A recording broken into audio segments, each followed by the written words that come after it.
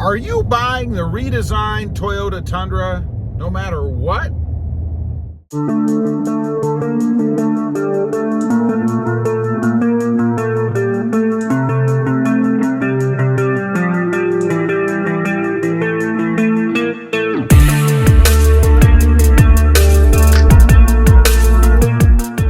Well, good evening, everybody, and welcome back to Rob Motive FST. So I've been thinking about this, both for you guys and myself. You know, are we buying the new redesigned Toyota Tundra no matter what? You know, there's been all kinds of rumors about it. There's been sales numbers, or rather pricing numbers, output numbers, power numbers, torque numbers, mileage numbers, all kinds of stuff. And nothing is really confirmed yet. I mean, I haven't really seen anything official from Toyota themselves, just people who claim to have information. Well, you know, just because it's on the internet doesn't mean it's true. So I've been thinking myself, you know, should I buy the new Toyota Tundra no matter what? Would I buy it no matter what? Well, I've been thinking about it, as I mentioned, and you know, there's a few things that I do take into consideration with something like a new model or a redesigned truck. And first of all, it has to be price. I mean, you know, with all the rumors and things out there, it seems like this new Toyota Tundra is going to be exorbitantly expensive, unless you want to go baseline nothing, which I'm not sure how far ahead that puts you beyond the current Tundra. So I'm not interested in that. I want the full money. I want the hybrid twin turbo V6 super powered, highly efficient 2022 Toyota Tundra. So I'm not willing to settle. Now, that means, of course, that I wouldn't be able to put my hands on one until probably mid to late next year anyway, because they're not coming out with the hybrid version first. They're going to come out with just the twin turbo V6. Secondly, I suppose, is how much power is it really going to have? You know, again, there's all kinds of rumors. Toyota themselves have put out numbers on this. But it's not just a matter of the numbers that they write down on a piece of paper. It's what they do with it. You know, a perfect example is the Toyota Tacoma. You know, it has a V6. Of course, it's not turbocharged, but it is set up to be rather slow, I think. Toyota has built-in lag in that truck, which I've eliminated with Sprint Booster, by the way. This is not a Sprint Booster commercial, but I did put it on the truck and it did make it a lot better. But talking about stock, right out of the box trucks, it's a dog. And I wonder what they're going to do with the Tundra. You know, they have to leave themselves room for improvement, right? I mean, every year the manufacturers have to come out with something, or in Toyota's case, maybe it's every 3 or 4 years, whatever it is, but they do have to make improvements eventually. And maybe if they power it down a little bit in the form of the way they set it up, they'll have more leeway to do that going forward. I hope they don't do that, but it's possible. You know, I've had trucks in the past that had gobs of horsepower and torque, supposedly, but they were dogs off the line. They were slow. They were geared to haul stuff. You know, pull trailers around, throw tons of stuff in the bed. And that's all good and fine if that's what you're going to do with the truck and if that's what you want. There's nothing wrong with that. But for someone like me, I want off-the-line power. I want low-end power, low-end torque.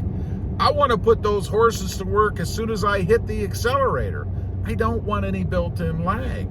So it's going to depend for me on how Toyota sets it up. I mean, I can just imagine going for that first test drive, jumping in the new Toyota Tundra and being underwhelmed because it's gutless, or at least it feels gutless. So I hope they don't do that. I hope they set it up the right way, the way it should be, so that we've got lots of low-end torque and power right off the line. Hopefully they will. What about the interior? You know, I'm up in the air about the whole truck to begin with, to be honest. I mean, the outside, to me, something just doesn't look right. And I'm not talking about the strange looking grill they have on the front. I'm just talking about the way the truck is put together. You know, the way the cab and the bed are married. it just doesn't look right to me. Something looks funky, and it looks squatted. It still looks squatted to me. Now, of course, there's been renderings out there, and you have to be careful of that. Don't fall in love with a rendering that some computer art whiz came up with. You know, you have to look at what the real truck is, and to me, the real truck is squatted. It looks short.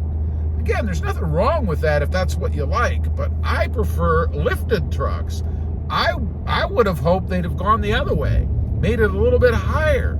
I mean, look at some of we'll use Ford, for example, the F-150s. They look lifted, and there's not been anything done to them. They come out, and they're high. Toyota looks like, with this new Tundra, it's 3, 4, 6 inches shorter than that. I don't know what they're thinking. I don't know why they did that. But back to the interior. I digress. To me, it kind of looked like a cobbled bunch of parts just thrown together. You know, the screen doesn't seem to mesh well. I have to admit, after seeing more recent pictures, it does look better. It looks more now like it should be there, mostly, than it did when I first saw it. But still, having that screen stick up above the dash like it's just something you picked up at the Best Buy, it doesn't make a lot of sense to me. I think it should be more integrated into the dash. It should be a nice flowing dash, not dash, screen, dash. I don't know about that. Some of the other things in there, that armrest, you know, I'm sitting in here right now with my arm. We're in the Tundra, by the way, in case you hadn't figured it out. But I'm sitting in here and my arm is on the armrest, and I don't have gargantuan arms, you know, but I have normal arms, I think. And they fit well on there. You know, the area where you put your forearm is about yay wide. On the new Tundra, it looks to be about yay wide. Like it's not gonna, like your arm is not gonna fit there well. It's gonna be hanging over into that center part. Now, that's another thing. What is that center part? Why? Why did they do that? I would rather have just a nice big flat center console lid. I mean, it would be more comfortable, but that's not how they chose to do it. The other, I guess, thing for me is going to be fuel economy. I hate to admit it. I even hate to say it because, you know, it is a truck. But still, you have to be competitive. There are others out there who are really starting to get pretty decent gas mileage, even for a truck. So Toyota has to deliver. You know, some of the early numbers I've seen on just the twin turbo V6, they're not really very good. I mean, they're great compared to the Tundra I'm sitting in right now, getting a whopping 13.3 miles per gallon. But who cares about that? I don't want to look at the new Tundra as compared to the old Tundra as my standard. I mean, let's go back to 1930 when they were getting 3 or 4 miles to the gallon or whenever it was.